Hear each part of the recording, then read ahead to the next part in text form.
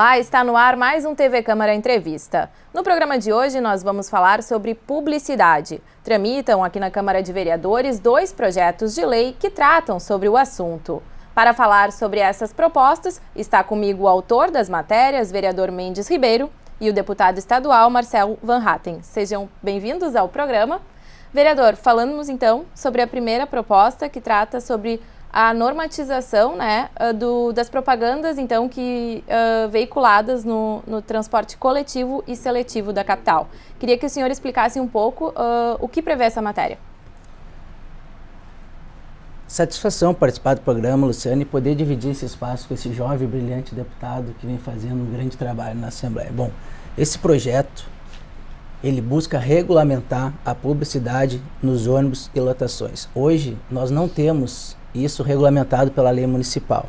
E é importante regulamentar, trazer isso numa lei, juntar todas as leis vigentes que tem e juntar numa só, para que a gente possa realmente ter, num texto normativo, a regulamentação desses espaços, né? O que acontece? Hoje nós temos o bus door, que é a publicidade na parte traseira do ônibus e da lotação, e esse dinheiro hoje é repassado para os planos de saúde dos rodoviários. Acontece no mundo inteiro, os ônibus com as laterais, as partes internas, com publicidade. E elevado número, excessivo número de isenções de passagens, a falta de recurso para o transporte coletivo, que hoje é primordial para as capitais do nosso país, né? Possa acrescentar, gerar mais renda para o transporte, para que o transporte seja cada vez mais qualificado. O senhor falou ali que hoje é realizada a veiculação de propaganda só na parte traseira dos veículos, mas existem outros exemplos em que ela possa ser expandida, no caso? Com certeza, a parte lateral desde que não atrapalhe, né, o nome da linha, né, tem espaço sim para que possa ser colocado a publicidade. E esse dinheiro destinado à renovação de frota. No caso das empresas privadas, hoje é destinado para o plano de saúde dos funcionários. E no caso da Carris, também, igual. Da mesma forma? Da mesma forma. Deputado, qual a sua opinião, então, sobre esse tema? Em primeiro lugar, a satisfação é toda minha de ser convidado aqui para estar na Câmara de Vereadores de Porto Alegre, esse órgão da representação popular numa democracia assim que funciona. Vereador que também tem feito aqui um trabalho excelente como jovem, como um político atuante aqui na cidade de Porto Alegre, poder falar com vocês, com o vereador também, com a Luciana e com todos que estão assistindo a este programa de casa, ou enfim, de onde quer que estejam. Afinal de contas, agora com a internet também a gente consegue difundir muito melhor tudo aquilo que a gente faz, e eu tenho feito muito um trabalho nas redes sociais para discutir mesmo com o cidadão aquilo que ele espera da política. E uma das coisas que mais me chamou a atenção na minha campanha eleitoral foi quando eu fiz um card no Facebook dizendo que eu não tinha ambição de ser o político com o maior número de projetos de leis aprovados. Nós sabemos ter muito essa competição, quantas leis cada um propôs, quantas foram aprovadas. A minha ambição, e eu não estava na política, estava afastado, aliás, durante algum tempo, tinha sido vereador em Dois Irmãos, depois saí por um tempo. A minha ambição era um pouco aquela ambição do cidadão que olha a política de fora, quer ver a revogação de leis. Tem tanta lei inútil e esdrúxula por aí, vereador. Então, por isso que eu quero te parabenizar, em primeiro lugar, por mais que uma regulamentação, uma lei nova, ela me cause um pouco de urticárias, porque a gente está cansado de ver tanta lei nova, mas a tua vem no sentido justamente de tentar racionalizar, né, essa montanha de decretos, de leis, enfim, que acabam fazendo que se complique a sua vida como vereador e a vida do cidadão, a vida de quem trabalha também na Carris, porque até achar a norma correta precisa entrar num arcabouço grande de institutos legais diferentes para poder começar a pensar em fazer alguma coisa. Então, nesse sentido, eu quero te parabenizar pela iniciativa e dizer também que eu acredito muito na força do indivíduo, né? Eu acho que sim, nós precisamos sempre ter alguma regulação do Estado quando se trata de mobilidade urbana. É impossível a gente pensar numa cidade sem que a gente tenha alguma interferência estatal na mobilidade urbana. Agora nós precisamos superar alguns debates que há muito tempo já ficaram anacrônicos em outros países e que no Brasil ainda teimam em ser pauta. Por exemplo, a questão do transporte público gratuito e de qualidade. A gente tem visto, Brasil afora, que o transporte público estatal, ele muitas vezes deixa muito a desejar, com um preço muito mais alto, tanto para o pagador de impostos, porque custa muito para o cidadão manter uma empresa pública, quanto para quem efetivamente usa a passagem. E também com todas essas isenções que foram ditas há pouco. Tem uma discussão muito interessante sobre a meia entrada para jovem. Eu sou jovem, tenho 29 anos e sou um dos, digamos assim, beneficiados pelo novo Estatuto da Juventude. Mas eu me pergunto até que ponto é justa essa meia entrada para jovens, né? Sendo que não se faz uma distinção e cada vez que o político tenta criar um benefício, às vezes se torna um privilégio para poucos em detrimento de muitos que pagam a conta. Por exemplo, um jovem que estudou a vida toda em escola particular, que é uma pessoa de alta renda, que estuda hoje numa universidade pública, já está sendo beneficiado pelo Estado nesse sentido, pelo pagador de impostos, tudo numa universidade pública que pôde frequentar os melhores cursinhos pré-vestibulares, ele vai passar a ter meia entrada agora em atividades culturais. Enquanto isso, o cidadão que tem 32, 33 anos, que estava no ensino médio, abandonou os estudos para botar o pão na mesa, na família, está trabalhando, digamos, na construção civil agora para poder pagar as contas, ele não tem direito a meia entrada numa atividade cultural. Será justo isso ou será que é mais justo a gente deixar o mercado atuar livremente, ter competidores, ter cada vez mais florescimento cultural que acontece no mundo inteiro e aí permitir que os próprios empreendedores vejam, olha, uma boa parte do meu público é jovem e acho que seria interessante eu dar para esse público jovem um desconto, que é o que acontece, por exemplo, na Holanda, nos Estados Unidos, enfim, sem interferência estatal. Se ele achar que é justo, vai dar esse desconto e vai melhorar o negócio dele. Eu acho que nós temos que começar a desregulamentar mais e parar de conceder privilégios que muitas vezes ficam para poucos às custas de muitos.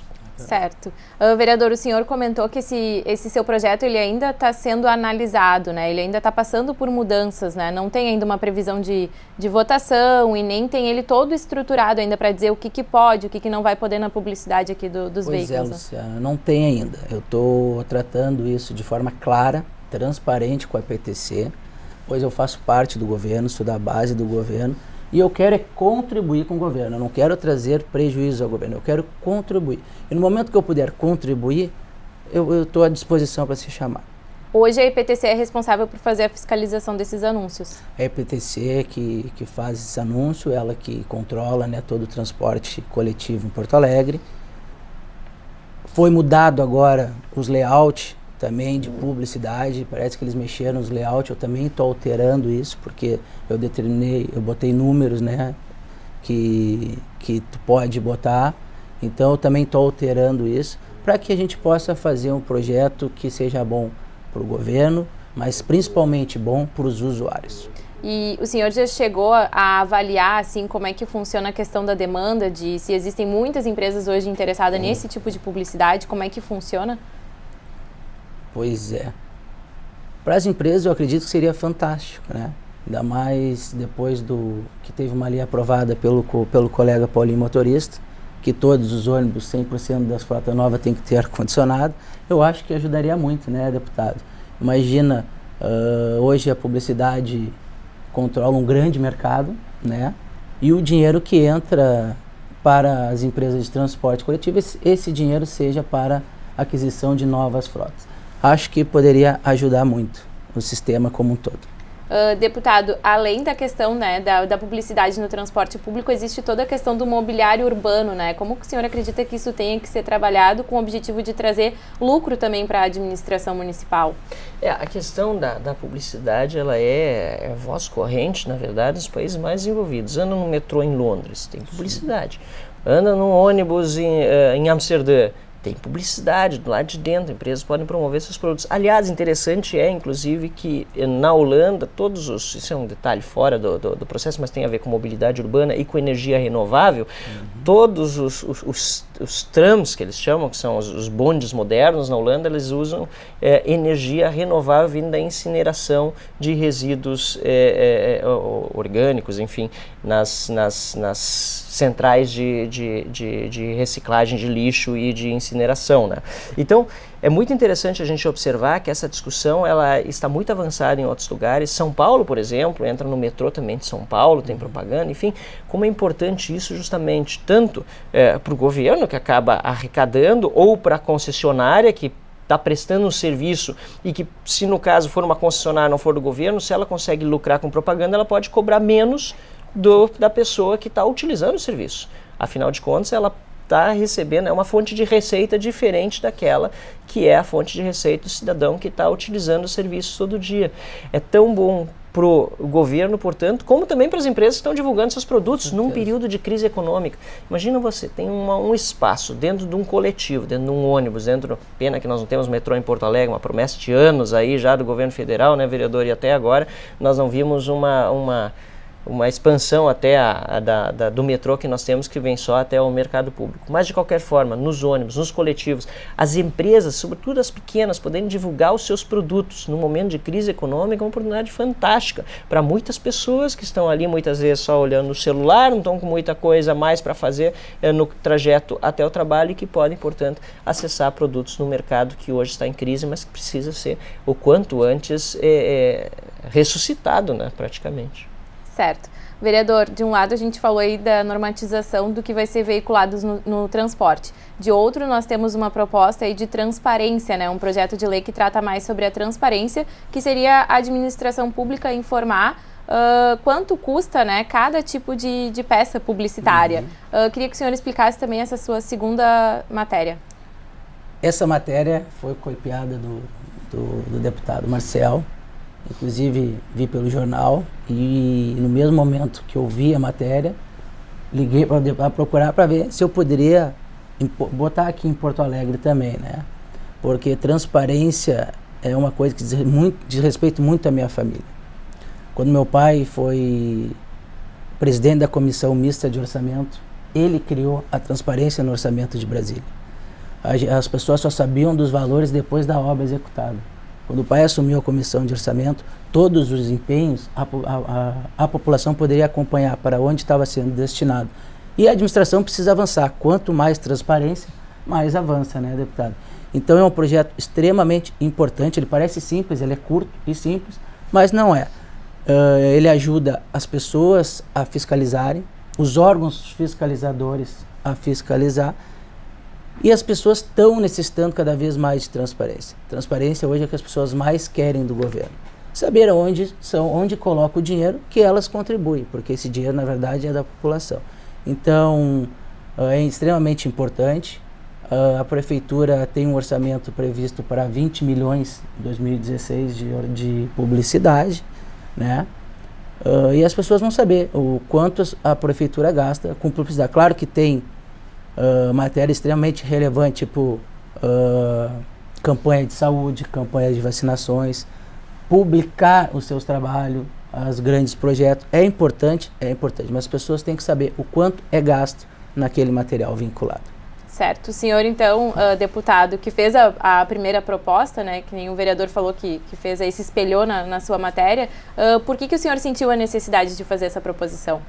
Eu acho que na política muitas das coisas que nós fazemos são adaptação a novas realidades, né? O vereador aproveitou uma realidade que nós estamos vendo na Assembleia Legislativa, de um pedido de maior transparência também, adaptando ele às realidades locais aqui de Porto Alegre, assim como eu também, sem dúvida nenhuma, inspirado em outros exemplos, como o do próprio pai do vereador, de transparência, propus isso na Assembleia Legislativa, que os anúncios estatais sejam sempre acompanhados do seu valor. Porque, olha só, em primeiro lugar, o cidadão em geral não entende por que o governo precisa anunciar. E muitas vezes, com muita razão, porque o governo, em muitos casos, não precisaria estar anunciando. Eu até me pergunto por que, por exemplo, uma empresa como a Petrobras, que é monopolística, faz tanta propaganda. Hoje, com o escândalo do Petrolão, a gente entende porque muitas dessas propagandas eram feitas e o próprio embrião do Mensalão, que foi o escândalo anterior, começou com agências de publicidade, né, desviando dinheiro vindos dos Correios. Então, qual é o nosso maior interesse aqui? Primeiro dizer, não, existem alguns anúncios que são importantes, anúncios de divulgação de governo, anúncios oficiais, que justamente dão transparência para o governo e por isso precisam ser publicados em jornais de grande circulação para que esse cidadão saiba o que está acontecendo. Existem outros que, a meu ver, não são importantes, mas não, esse projeto não visa proibi-los, mas visa sim que sejam divulgados os valores gastos com esse anúncio, porque aí o cidadão vai poder avaliar melhor. Escuta, tem esse anúncio aqui, no caso do governo do estado do Rio Grande do Sul, da Corag na TV, ou do Banrisul, ou da CE. Eu quero saber pelo menos quanto ele custou, porque é uma estatal, e estatal também tem recurso público envolvido. Então, se é uma empresa estatal, o cidadão tem o dever de saber, né, tem esse direito, aliás, de saber, o estado dever de dizer quanto custou esse anúncio, até porque acho que serve um pouco como um constrangimento para os políticos, para as autoridades estatais, no momento de ordenar uma despesa, pensar duas vezes, como isso aqui vai ficar publicado, vamos ver se realmente vale a pena esse investimento, esse gasto com publicidade, ou se isso aqui vai dar mais prejuízo com as pessoas, político no caso, né, com as pessoas se perguntando, olha, o governo gastou tantos milhões, né, às vezes com um anúncio, e será que realmente deu algum retorno para o Estado? A medida é válida para todos os órgãos estaduais. Quem é que ela vai alcançar? Todos os poderes, inclusive. Poder Judiciário, Poder Legislativo, Poder Executivo e o Poder Executivo, todas as estatais. E não só para anúncio de jornal, porque nós, quando concorremos nas eleições, nós precisamos também dizer o valor dos anúncios pagos, né? Mas nós não podemos fazer anúncio na TV nem no rádio, porque a TV tem horário eleitoral gratuito, né? E a rádio há uma proibição legal de veiculação de propaganda fora também do horário gratuito. Mas nós, nesse projeto de lei, pelo menos no meu projeto estadual, prevemos também que se o governo fizer um anúncio na TV, tem que estar o valor do anúncio também no anúncio publicitário na TV, e no rádio, no final, tem que dizer, este anúncio custou tantos mil reais. Né? Porque para o cidadão se acostumar a ver que o governo está sendo transparente nesses gastos. Certo. E em termos de gasto, o vereador colocou aí a projeção, né, com gastos de publicidade para o ano que vem. O senhor saberia dizer qual é a projeção de gastos do Estado para o ano que vem com publicidade, deputado? Eu não trouxe a projeção de gasto do Estado deste ano, mas houve uma contenção de despesas de todas as verbas publicitárias nos primeiros 6 meses e depois prorrogadas pelo novo decreto do governador José Ivo Sartori, e os gastos foram praticamente irrisórios com publicidade, a não ser a parte realmente oficial, né? Isso foi uma determinação do governador em virtude justamente da situação gravíssima financeira que o Estado enfrenta. Eu tenho, porém, alguns dados aqui do governo passado, quanto foi gasto. Nós tivemos em 2011 de gasto de propaganda no governo Tarso Genro 25,7 milhões, 2012 66,4 milhões, 2013 70,6 milhões e 2014 os números não estão bem fechados que eu recebi da assessoria, mas em torno de 60 milhões. Só para ter uma ideia, em 2012, com 66 milhões de reais gastos em publicidade, o governo Tarso acabou gastando mais em propaganda do que em irrigação, que é uma das coisas mais importantes que nós precisamos no governo do Estado atual, no Estado que nós vemos a nossa agricultura. Então, é um gasto exorbitante, foram, portanto, somando as estatais, mais de 400 milhões de reais em 4 anos de governo. O governo anterior, o governo Ieda, talvez seja importante também mencionar, gastou perto de 100 milhões, foi 1/4 disso, então a gente vê que houve uma evolução muito grande e nós precisamos frear isso. O governador Sartori já, nesse primeiro ano, de fato, freou com os decretos, mas nós não podemos permitir que, independente de quem seja o governador, seja Sartori ou qualquer outro que venha depois, caia de novo nessa tentação de gastar tanto em publicidade estatal. E além da questão da publicidade, o que é gasto, ele também prevê com relação a patrocínios, né, da administração. Sim. Prevê também patrocínios, por exemplo, lei de incentivo, a lei Rouanet não, porque ela é federal, né? Mas todos os eventos que o Estado participa, em que há um bannerzinho de alguma empresa estatal, Banrisul, CIE, enfim, qualquer que seja a empresa, vai estar também embaixo do logotipo da empresa o valor referente àquele patrocínio. A mesma medida é válida para o município, vereador? A mesma medida é válida para o município. Nós temos que ter muito respeito ao dinheiro público. E como o deputado falou, Eu também não informei. Deputado, o pai foi o relator da Lei de Acesso à Informação. Eu me criei sempre com muito respeito ao dinheiro público. Uma das maiores broncas que eu tomei, deputado, foi quando meu pai estava na cama do hospital, no Santa Casa de Misericórdia, e tinha um bidezinho e os papéis toalha para secar a mão. Eu comecei a pegar esse papel toalha para secar a minha mão. Ele me deu foi a maior bronca que eu tomei, porque ele ficou bravo porque eu peguei papel demais, porque aquilo era dinheiro público. Aí vem os exemplos, tá entendendo? E daí a minha oportunidade de também ver no teu projeto essencial para Porto Alegre. Apesar que o Fortunati tem tratado a transparência com muito cuidado. Ontem ele recebeu o prêmio, segunda vez pelo Tribunal de Contas do Estado, como a primeira prefeitura em transparência pública. Então, Porto Alegre tem dado esse exemplo. O prefeito Fortunati vem trabalhando a transparência cada vez mais. E eu quero colaborar com a valorização e o respeito ao dinheiro público. Certo. Nós vamos fazer um breve intervalo e no segundo bloco, então, a gente volta para falar sobre esses 2 projetos de lei do vereador Mendes Ribeiro. Fique conosco, é 1 minutinho e nós já voltamos.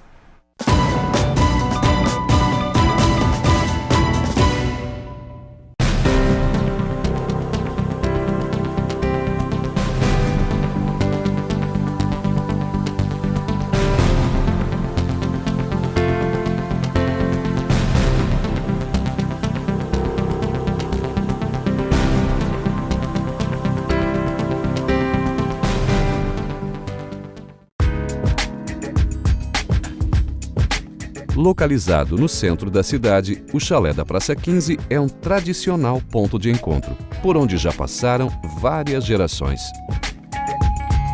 O local foi inaugurado em novembro de 1885 como um quiosque para a comercialização de sorvetes e bebidas.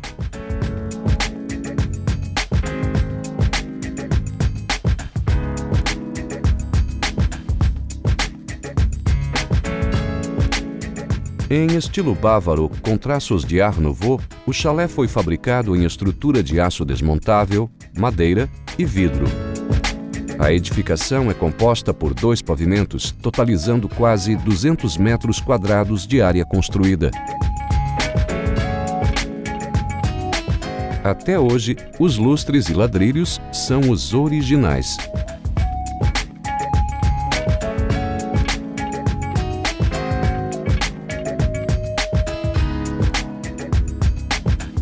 Tombado como patrimônio histórico e restaurado em 1998, atualmente o chalé abriga um importante restaurante da cidade.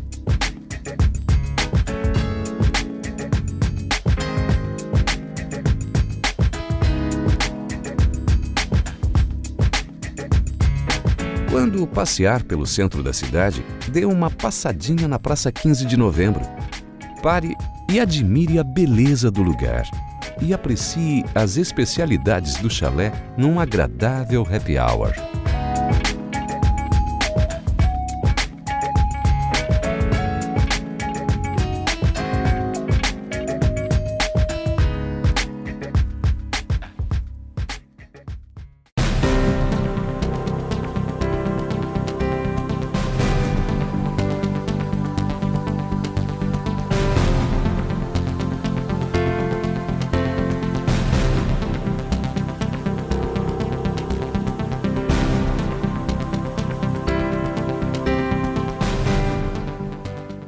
Referência no turismo fluvial, entretenimento e lazer flutuante em Porto Alegre, o Cisne Branco já faz parte da história da cidade.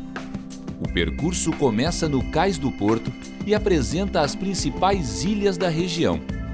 Além de turístico, o passeio tem um enfoque cultural com locução para ilustrar o itinerário e contar um pouco da história da cidade.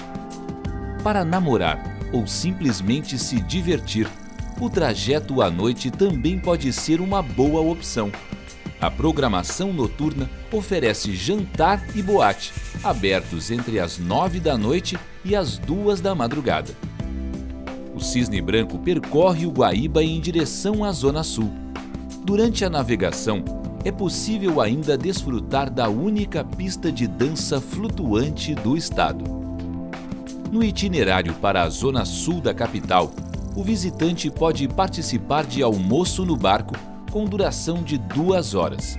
Para relaxar e aproveitar o pôr do sol do lago, a dica é o Happy Hour flutuante. Ele ocorre de terças a sextas, das 6 às 7h30 da noite.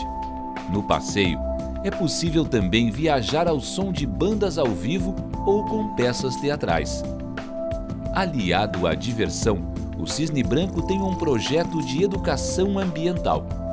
Através do agendamento das escolas, os alunos podem fazer um passeio ecológico pela região. Com capacidade para transportar 200 passageiros e 20 tripulantes, o barco também está disponível para eventos abertos ou fechados. Os passeios devem ser marcados pelo telefone 3224-5222 ou na Avenida Mauá, número 1050, portão central do Porto da capital.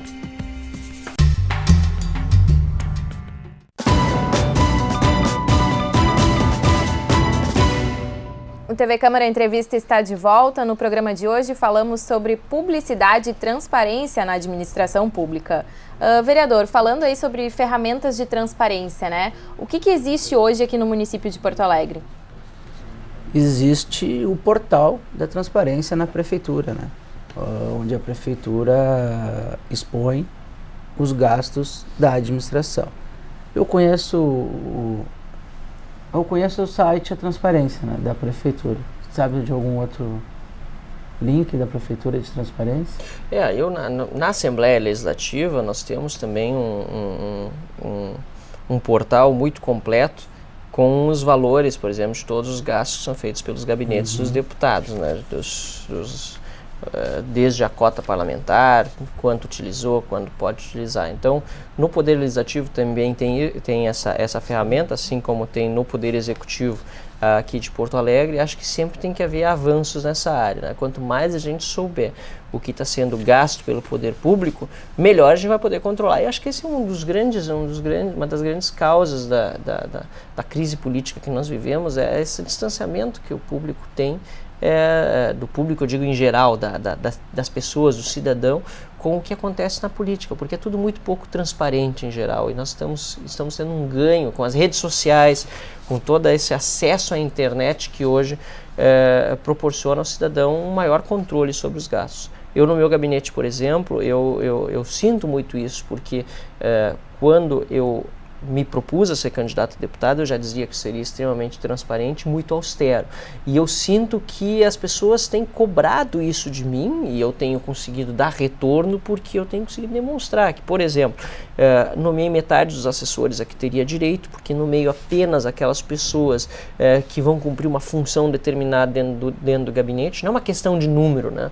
Muitas vezes no Brasil a gente pensa primeiro nas pessoas que vão ser empregadas para depois ver que função vai dar. E aí quanto mais assessores puder empregar, melhor.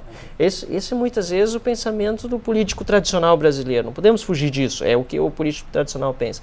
Eu penso diferente. Os primeiros têm que saber o que você vai fazer num gabinete de deputado, estabelecer bem as funções e depois, se for o caso, inclusive abrir processo seletivo, que é o que eu vou fazer para as próximas vagas que eu vou abrir, como já fiz para a escolha da minha estagiária. Nós fizemos um processo seletivo pelo Facebook, né? Botei o anúncio nas redes sociais, mais público do que isso hoje, impossível. Mais de 40 pessoas enviaram currículo, né, estudantes da área de políticas públicas e administração e direito, porque eu precisava de alguém que entendesse um pouco dessas 3 áreas para assessorar o nosso núcleo legislativo do gabinete, fez projetos de lei, cadastrar tudo e ajudar com pareceres. E tivemos 5 pessoas depois 5 estudantes que foram entrevistados presencialmente pelo meu chefe de gabinete e por outras 3 pessoas do próprio gabinete. Eu não quis interferir diretamente no processo, só depois, obviamente, como deputado, aprovei a seleção final, né? E das 5 pessoas, que foi uma seleção muito difícil, aí a gente aumenta também a qualidade, sem dúvida nenhuma, das pessoas que são entrevistadas. Tivemos a seleção da Eduarda, que está sendo assim, nota 10 no nosso gabinete. Eu acho que isso é muito importante, através da transparência, poder dizer o que a gente quer fazer e também como e com que pessoas nós vamos desempenhar a nossa função. Concordo com o senhor deputado. Claro que a estrutura da Câmara não é a mesma da Assembleia, né? Nós temos poucos assessores, Mas eu também tenho uma política de quanto menos gastar, melhor, e tornar um trabalho mais eficiente. Eu, por exemplo, eu tenho uma política de gastar o mínimo de combustível, o mínimo. Coloquei uma cota X, desse valor eu não passo, e se passar, eu ponho do meu bolso, né? E também nós não temos direito a viagem, diárias, né? Eu não gastei diária, não gastei passagem, pretendo não gastar até o final do meu mandato. Certo. E deputado, com relação aí, faço uma pergunta tanto para o senhor deputado como para o senhor vereador. Existem outras ferramentas que os senhores ainda pretendem apresentar durante os mandatos aí para se espelhar e que possam vir a contribuir com essa questão da transparência na administração pública? Eu faço sempre uma cobrança do governo do estado de eficiência nas áreas básicas, aquelas que ele precisa atender de verdade, que é segurança pública, saúde e educação. Quando o governo não atende essas 3 áreas prioritárias e passa a se focar em outras, ele não só atende mal as primeiras 3, como perde o foco nas demais que devia estar atuando. Uma das propostas que eu já encaminhei, portanto, no Legislativo Estadual, visa evitar que o governo seja ainda mais inchado. Não, nós vivemos uma situação hoje no Brasil de governos inchados, em todos os níveis. O governo federal hoje está na crise que está porque não consegue mais fechar as contas. Não tem mais condições com o tamanho do governo. E nós vivemos uma sanha legislativa muito grande de querer achar soluções antigas para os problemas que nós temos aí. Por exemplo, no governo do estado, foi criada no governo passado uma empresa pública para gerir as rodovias, a EGR. Tá? E nós vimos que a situação piorou. Olha agora com essas chuvas, os buracos todos estado afora, porque muitas das rodovias que antes eram concedidas à iniciativa privada, hoje estão sob a administração pública e o público não consegue dar conta disso. E nós já vivemos crise na segurança, né, assassinatos, mortes, homicídios, gente sendo assaltada o tempo todo, saúde, nem se fala, educação. Então, quer dizer, nós perdemos o foco nos 3 principais para atender outras áreas que não são finalidade e função do Estado. Então, o que eu apresentei na Assembleia Legislativa? Uma proposta para pelo menos dificultar a criação de novas empresas. Porque olha só, para privatizar ou encerrar atividades de certas empresas no Estado é necessário plebiscito, entre elas Banrisul, CESA, CIE, Corsã, a companhia, nós temos uma companhia de TI também. Então, quer dizer, para fechar essas empresas precisa ter plebiscito. Não sei se o telespectador sabia, mas existe essa emenda constitucional. Então, o que eu estou propondo? Bom, se existe essa necessidade de plebiscito para encerrar ou privatizar empresas, então vamos criar plebiscito também, ou exigir plebiscito para a criação de novas empresas, para evitar o inchaço. Porque eu acho, Luciano, se nós tivéssemos plebiscito para criação de uma empresa, por exemplo, EGR, a maior parte da população teria já sido contra e nós não teríamos mais esse cabidão de empregos e de ineficiência criado no governo do Estado do Rio Grande do Sul, como foi feito no governo Tarso no mandato passado. Vereador, o senhor teria também aí alguma proposta nesse sentido? Da transparência, não em no mente sentido não, mas acho que nós temos que estar sempre em busca do aperfeiçoamento da administração pública. No andar do meu mandato, se eu puder ter outro material, outro instrumento para que possa trazer a transparência, eu vou fazer.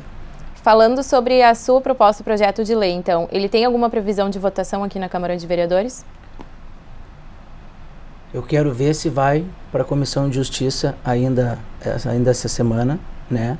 E se passar na Comissão de Justiça, eu quero pedir o artigo 81, que é a prioridade na pauta. Até o final do ano, então, ele deve ser apreciado no plenário. Pois é, como eu sou suplente, eu fico até março aqui, né? Eu quero aprovar 2 projetos, no mínimo. Mas, como o deputado falou, né? Acho que Porto Alegre está cheio de leis. Acho que a gente tem que fazer leis eficientes. Perfeito. Certo. Para concluir o nosso programa, a gente tem aí um tempo de consideração final, caso os senhores queiram falar alguma coisa que não foi dita. Começo pelo deputado e encerro com o senhor, vereador.